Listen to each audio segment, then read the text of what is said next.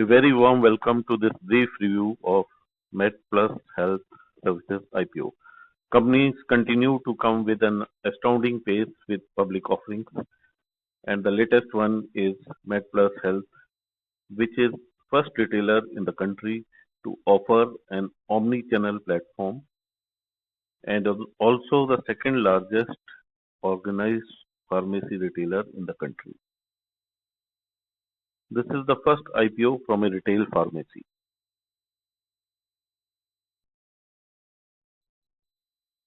MedPlus Health IPO opens on 13th December and closes on 15th December. The IPO envisages to raise about rupees 1400 crores, which is divided into a fresh issue of about 600 crores and an offer for sale by the selling promoters for about 800 crores. Bid lot is 18 shares and price band is 780 to 796. 35% of the offer is reserved for retail. 3.4 lakh applications are required from retail for one-time subscription of the retail quota. MedPlus Health Services was incorporated in the year 2006 and was the brainchild of Madhukar Reddy, who had a vision to set up a trusted pharmacy in the country after his return from USA. MedPlus made a humble beginning with just 48 stores, and today it has more than 2100 stores, employee strength of 14,000 plus, and is the country's second largest pharmacy retailer, both in terms of number of stores as well as revenue for FY21. MedPlus offers a wide range of products. Pharmacy forms the bulk, about 75%. This includes medicines, vitamins, medical devices, test kits. Also, it has started with FMCG products related to personal care, toiletries, soaps, detergents, sanitizers, etc. MedPlus Health received a good response from the anchor investors and mobilized about 418 crores from 36 anchor investors, which included many renowned global investors like Abu Dhabi Investment Authority, BlackRock Global Funds, Nomura, Fidelity Investment Trust, Goldman Sachs, etc., and domestic investors such as HDFC Trustee, that is the mutual fund, Aditya Birla Sun Life, SBI Mutual Fund, Nippon Life, Kotak Mutual Fund, Motilal Oswal Fund, HDFC Life Insurance, ICICI Insurance, and a host of other companies. If we glance at financials of the company, MedPlus has posted decent growth rates in the past 3 years and improved its financials over the years. The company has done exceptionally well in the 6 months ended September 21. MedPlus has posted a CAGR of revenues for the last from FY19 to FY21 at about 16.2%.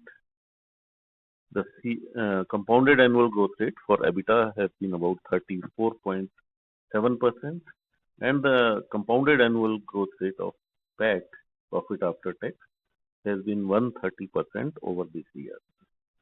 The market cap of the company on its post-IPO equity of about 24 crores and a face value of rupees 2 shares is about 9,500 crores. If we annualize the latest 6 months earnings, the PE being demanded is about 71.5. On a TTM EPS basis, this will be about 86. The market cap to sales ratio is reasonable at 2.52. MedPlus operates online stores, MedPlus Mart, lab testing centers, MedPlus Path Labs, and surgical equipment distribution business, RightCure. IPO proceeds will be used to finance the company's material subsidiary Optiwell for its working capital requirements and other purposes. MedPlus has put in place a integrated technology infrastructure which has been developed on in-house. The company uses data analytics-driven, cluster-based approach with focus on creating brand visibility in the cities in which it operates to increase its market share in the operating cities, replicate the growth model in underserved adjacent cities, generate cost efficiencies from operating leverage achieved in supply chain and inventory management. MedPlus could face competition from e-commerce players like Pharmacy, Tata 1mg, NetMeds, etc. MedLab is expanding at a very fast pace, so it may have difficulty to implement its business and growth, storage and distribution network to match this rate. One of the company's promoters has pledged some of his holdings, which could make the share come under pressure at some stage, if it so happens. Cash flow from operations was negative in FY20. The company has also issued a corporate guarantee to lenders for 185 crore for its subsidiary Optiwell. MedPlus operations are subject to extensive regulations governing the drugs and pharmacy.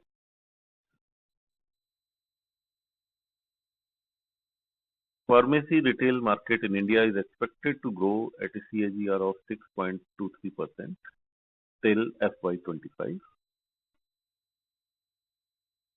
At present, penetration of organized retail in pharmacy and wellness category is low at 10%, which is expected to grow by 20% by FY25. This implies a compounded annual growth of 25%. The company has become the country's second largest pharmacy retailer, has a established brand and value propositions by the customer.